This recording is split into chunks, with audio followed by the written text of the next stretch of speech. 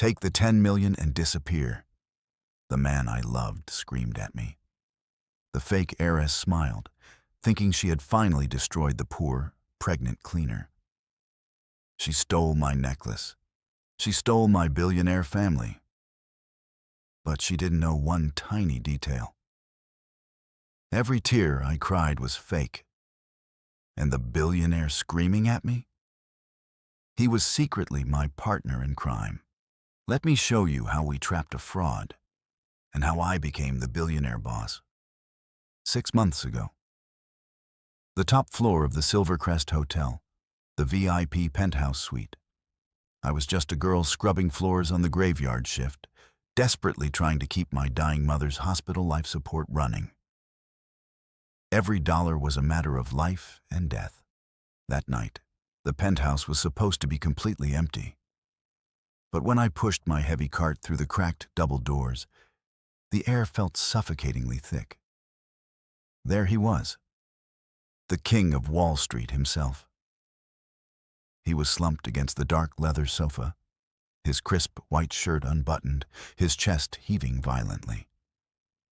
A crystal whiskey glass lay shattered on the floor. He wasn't drunk.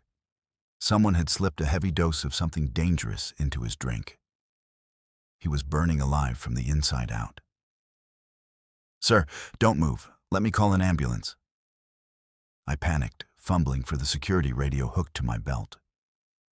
But before my fingers could even touch the button, a massive, scorching hot hand clamped around my wrist like a steel vise.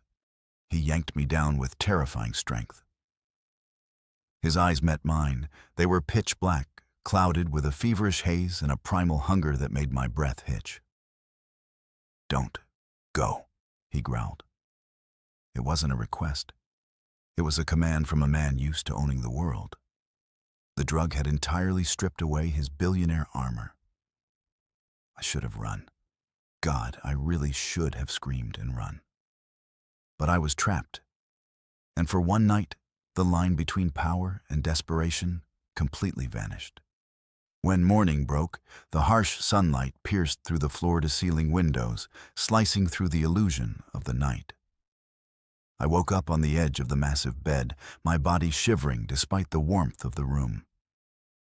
Reality crashed down on me like a ton of bricks. I looked at the man sleeping next to me. He looked like a fallen god tangled in expensive silk. Panic seized my throat. He could destroy my life with a single phone call. I had to disappear without a trace. I scrambled into my wrinkled uniform, my hands shaking so violently I could barely button my shirt. But as I grabbed my bag to leave, a bitter wave of pride washed over my fear. I wasn't just some cheap mistake. I refused to be his victim. I reached deep into my pocket and pulled out the only cash I had to my name. A single, crumpled $1 bill. With trembling fingers, I placed it delicately on the pristine white pillow beside his face. That wasn't enough. I walked over to the grand vanity mirror in the bathroom, pulling out my cheap red lipstick. My hand was steady now. I pressed the vibrant red wax against the glass and scrawled a message that would change my destiny forever. Then I turned and ran, letting the heavy doors click shut behind me. 2 hours later, the beast awakened. Gideon Okoro rubbed his temples, a lethal headache pounding violently in his skull. As his vision cleared, his eyes landed on the crumpled dollar bill on the pillow. Confusion morphed into dangerous, quiet fury. He grabbed the bill, crushing it in his fist, and stormed into the bathroom. There, blazing in cheap red lipstick across his immaculate mirror, were the words, "Here's a tip for your terrible skills." Gideon's jaw locked. The veins in his thick neck stood out.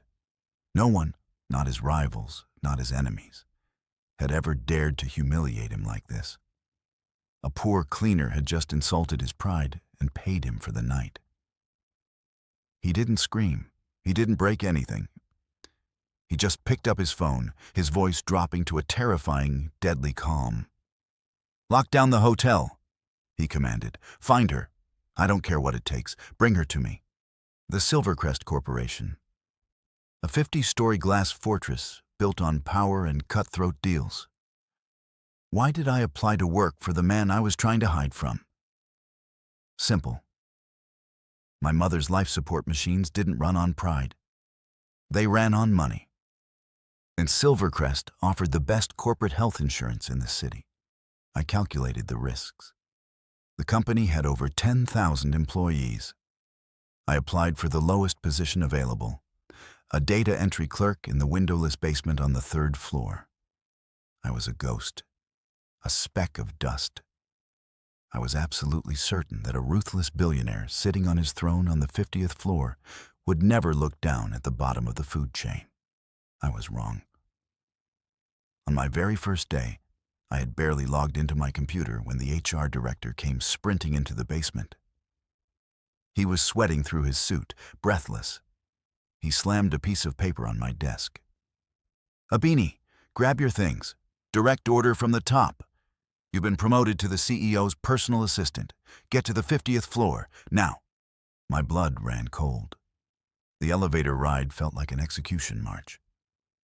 When the metal doors slid open to the penthouse office, the air was freezing. He was waiting. Gideon Okoro sat in his heavy leather chair, his back turned to me, staring out at the city skyline. Slowly, he swiveled his chair around. His dark eyes locked onto mine, pinning me to the floor like a predator catching a rabbit. Without saying a word, he raised his hand and slammed something onto his immaculate glass desk. It was the crumpled $1 bill, the red lipstick stain still visible. "Did you really think," he murmured, his voice a low, dangerous velvet, "that hiding in my own basement would keep you safe from me?"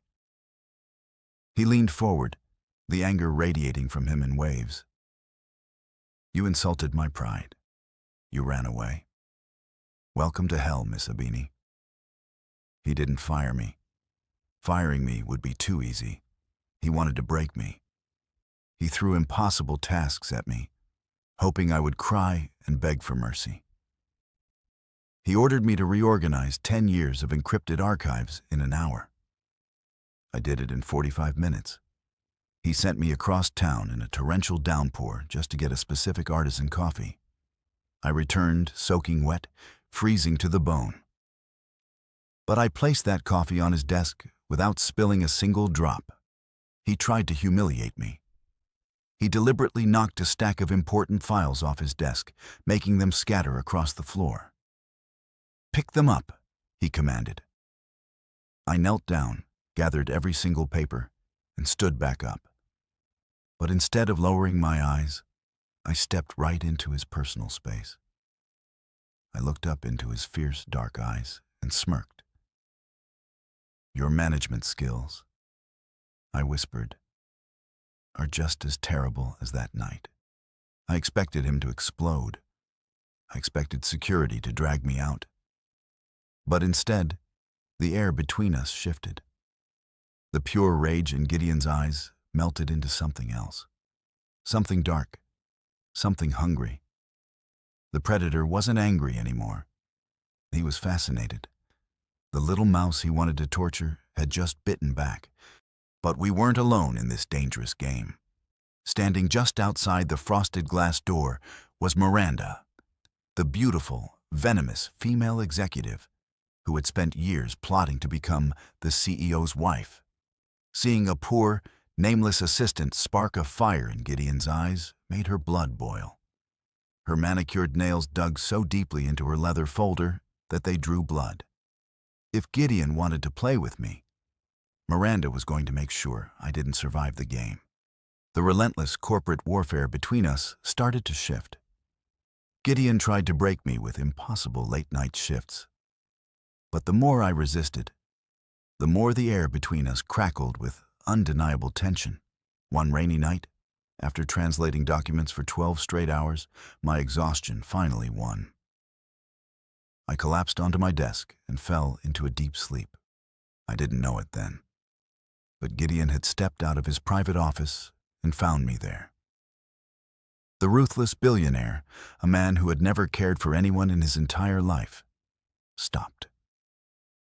Slowly, he took off his custom Italian suit jacket and draped it gently over my shivering shoulders. He lingered there, his fingers lightly brushing a stray curl away from my face. But we weren't alone. Standing in the shadows of the hallway was Miranda. She watched the cold-blooded CEO, the man she had schemed for years to marry, look at a poor, nameless cleaner with genuine tenderness. The sight of his jacket on my shoulders was like a dagger to her chest. Her perfectly manicured nails dug into her palms until they bled. In that exact moment, I stopped being just a nuisance to her. I became a target that needed to be eliminated. Miranda's jealousy quickly spiraled into madness. The next day, during a high-stakes board meeting, she tried to publicly humiliate me by throwing a stack of flawed reports at me, screaming that I was incompetent. Before I could even defend myself, Gideon stood up. He didn't just reprimand her, he stepped right in front of me, shielding me with his body. "If you ever speak to my assistant like that again, Miranda," he warned, his voice dangerously low, "you will never set foot in this building again." The entire boardroom froze. Miranda's face turned pale with pure humiliation. She knew she had lost his favor, and she blamed me for it. A few days later, my body started failing me. The stress, combined with something else, hit me hard. I rushed to the restroom, overcome by a violent wave of nausea. When I looked up at the mirror, wiping my mouth, Miranda was leaning against the doorframe. Her eyes dropped to my stomach, and a sickeningly sweet smile spread across her red lips. She had figured it out. Morning sickness is so inconvenient for a working girl, isn't it? She sneered. I froze, my heart pounding in my chest. I didn't answer her. Late that evening, when the offices were completely empty, Miranda approached my desk. "The CEO needs the old architectural blueprints from the Sub-Zero archive. Go get them," she ordered, handing me a silver keycard. I didn't question it. I took the card and took the elevator down to the deepest, coldest level of the building. I swiped the card and stepped into the vault. The heavy steel door slammed shut behind me. The electronic lock clicked securely. Panic seized my throat. I dropped the files and rushed to the small reinforced glass window on the door, banging my fists against it. Through the thick glass, I saw Miranda standing on the other side. She held up a master key, smiled her wicked, venomous smile, and slowly turned the thermostat dial on the wall all the way down to -20 degrees. Then, she turned off the lights and walked away. The temperature plummeted instantly. My thin blazer offered absolutely zero protection against the lethal cold. My vision started to blur. I collapsed onto the frosty metal floor, my body convulsing with violent shivers. But I didn't wrap my arms around my chest to keep my heart warm. I wrapped them tightly around my stomach. "Please," I whispered, tears freezing on my cheeks. Not my baby's. In my shivering struggle, my mother's antique teardrop necklace snagged and snapped, falling to the icy floor. The darkness finally swallowed me whole. The air on the 50th floor was suffocating. Gideon had been staring at the clock for 30 minutes. I was late. He didn't call security. He went to the basement himself. When he found the Sub-Zero hallway, he saw the deleted camera feeds. His heart, usually made of ice, began to hammer against his ribs with raw, terrifying panic. He found the vault door locked from the outside. Through the frost-covered glass, he saw a shadow on the floor. My shadow. Gideon didn't wait for a key. He wrapped his expensive suit jacket around his fist and smashed it into the glass. Once, twice, until the reinforced glass exploded, the shards cutting deep into his knuckles. He didn't feel the pain. He only felt the fear of losing me. He ripped the door open and dropped to his knees. I was blue, my skin like marble, my heart barely beating. Gideon pulled my freezing body against his burning chest, trying to force his warmth into me. "Abini, open your eyes. Don't you dare leave me," he roared, his voice breaking, a sound the world had never heard from the ruthless Gideon Okoro. He didn't call an ambulance to the basement. He carried me through the main lobby, his bloody hands staining my uniform. The entire office watched in petrified silence. Their untouchable king was falling apart, holding a nobody, as if she were the most precious treasure on earth. In that moment, the contract was dead. This wasn't business anymore. It was war. I woke up 3 hours later in a VIP hospital suite.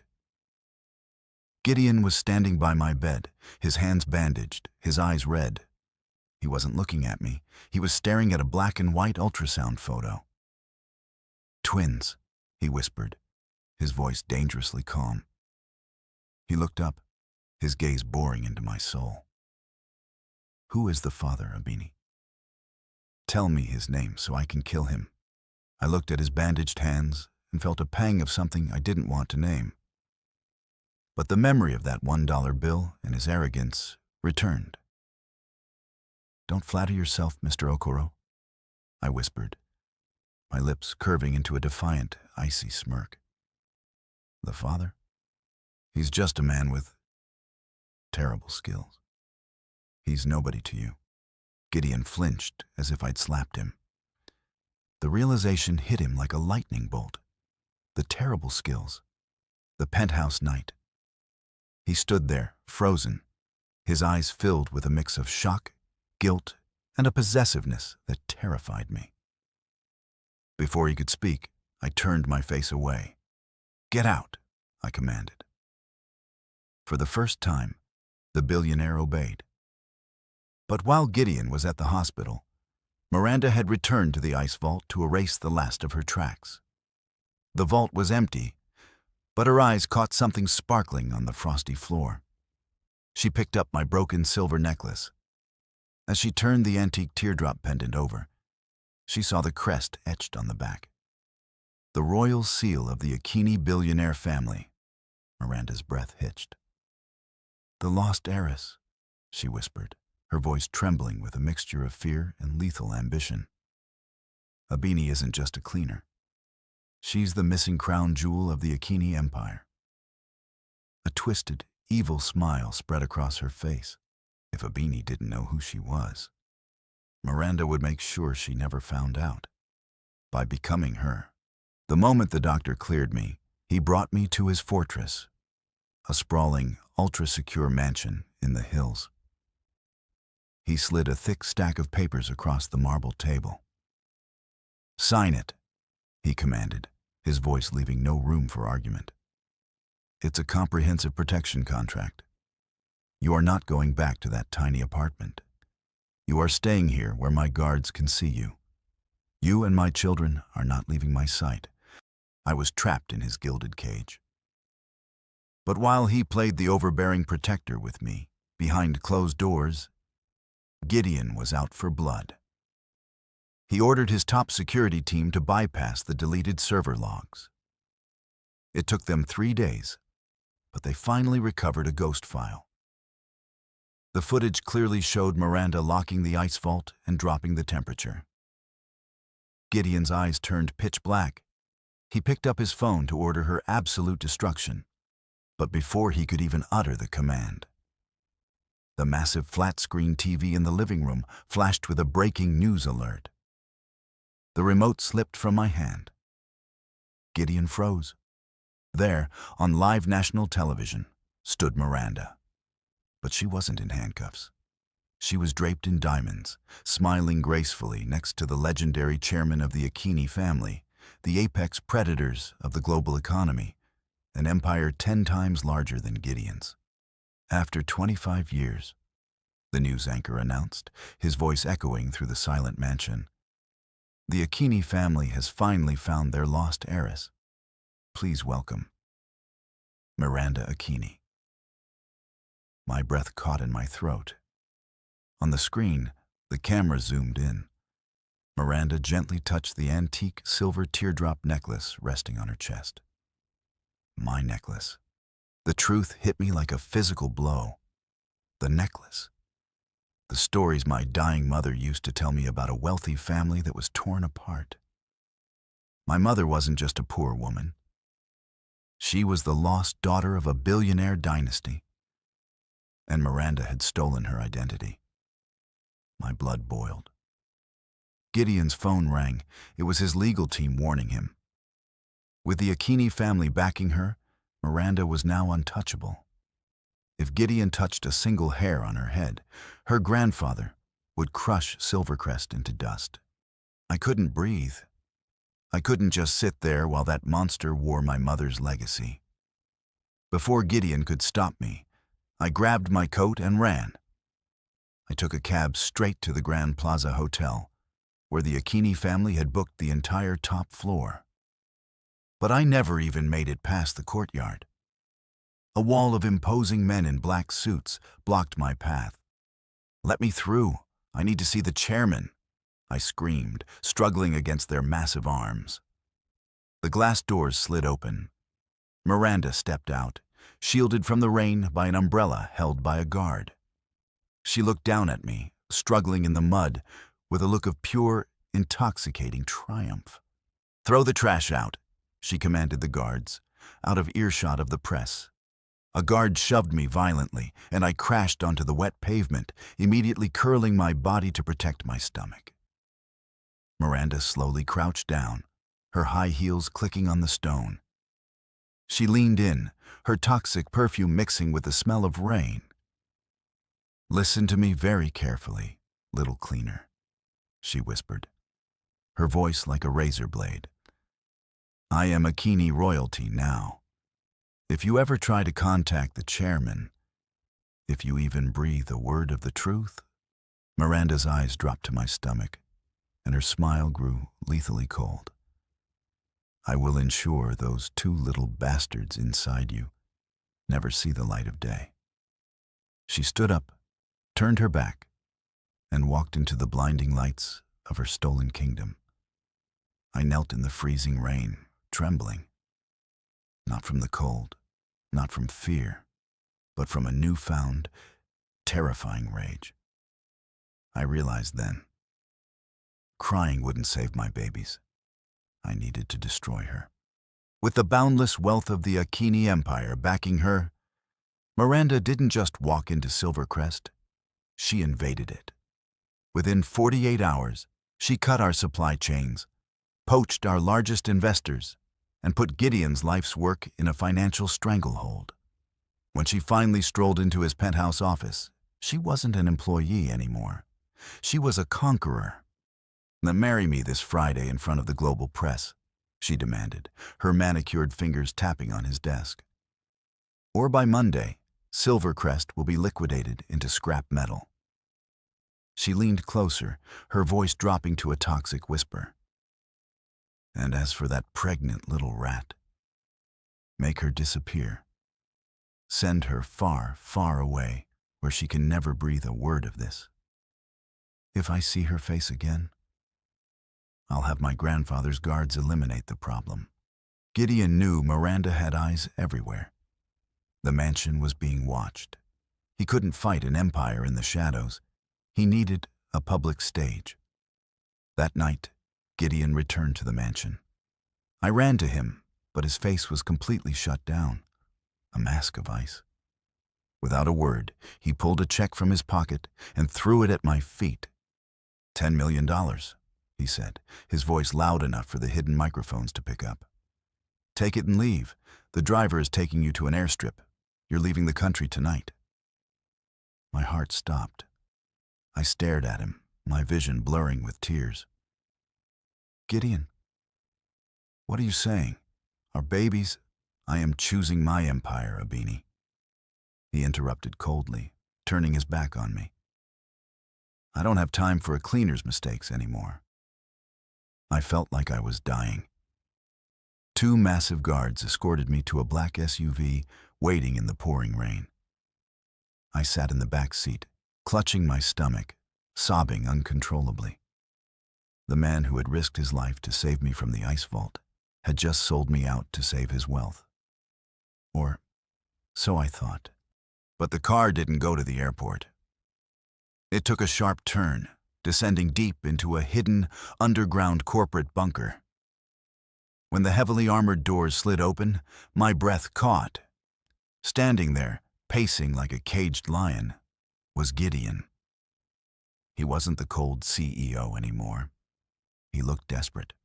The moment I stepped out, he closed the distance between us and pulled me into a fierce, bone-crushing embrace. "I'm sorry," he breathed against my hair, his hands trembling as he held me. "God, I'm so sorry, Abini. I had to make it look real. Her spies were watching our every move." He pulled back just enough to look me in the eyes. The ruthless tactician was back. "If I fought her right now, the Akini assassins would have killed you and our children before dawn. I had to give her exactly what she wanted. Total surrender."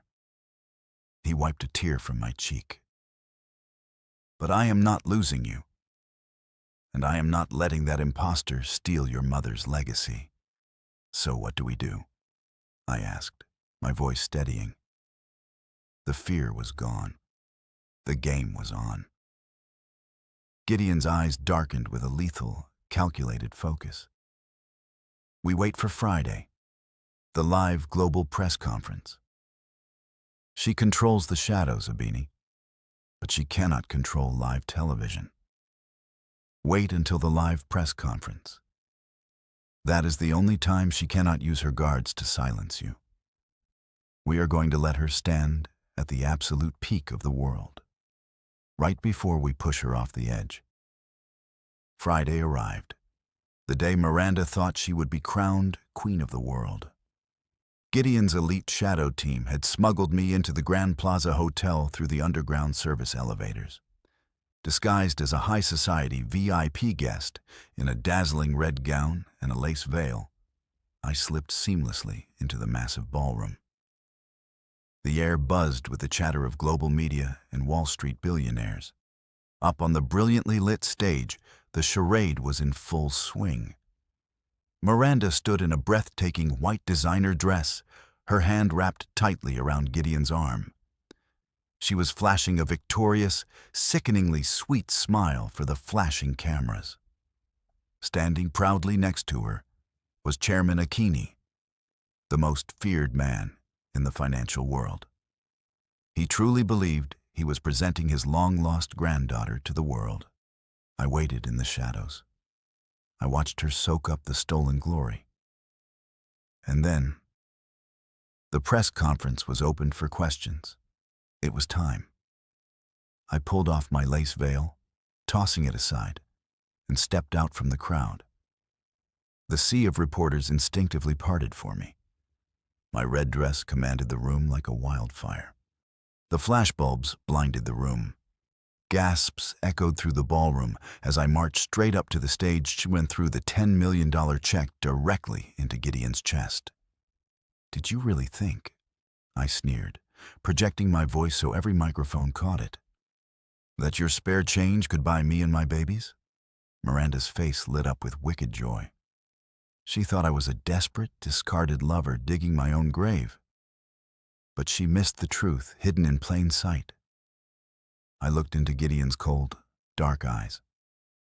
For a fraction of a second, the corner of his lip twitched. A microscopic, invisible smirk. A secret signal between us. "The stage is yours," his eyes said. "Tear her apart." I turned my wrath on the real target. "And you, Miranda," I yelled, my voice ringing with absolute authority. "Are you tired of playing a fake princess yet?" Miranda's triumphant smile shattered into sheer panic. "Guards!"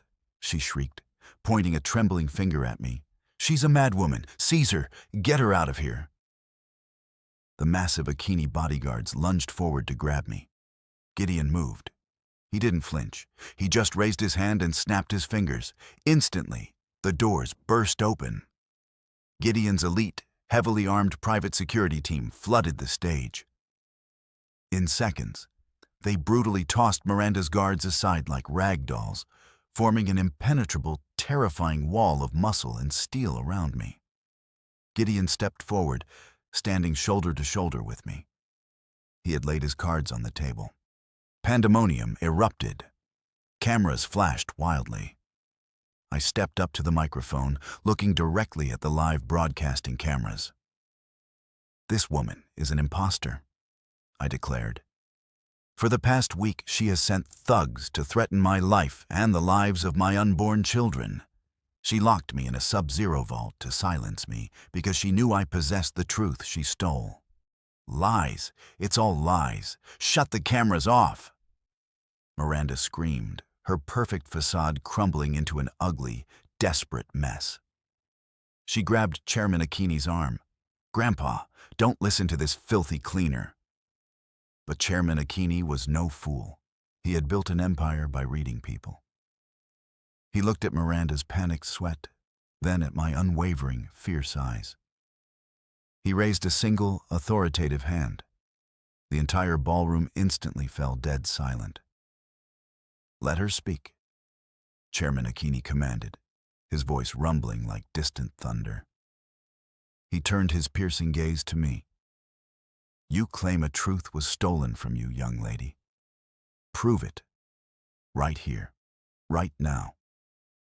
The final trap had been sprung. It was time for the ultimate execution. Chairman Akini was a shark who had ruled the financial world for decades. He wasn't easily blinded. Deep down, he had sensed the coldness in Miranda's eyes. He had already ordered a secret DNA test, waiting for the results to expose the fraud. But he didn't know about the necklace. He watched, silent and imposing, letting the truth unfold on its own terms. "You're delusional," Miranda shrieked, her voice cracking as she clutched the silver teardrop necklace. "This is my mother's. My grandfather recognized it. You're just a jealous nobody trying to steal my life." I didn't scream back. I walked toward her, my heels clicking like a death march on the marble stage. "You think wearing it makes you hers, Miranda? You don't even know its heartbeat." Before Miranda could react, I reached out.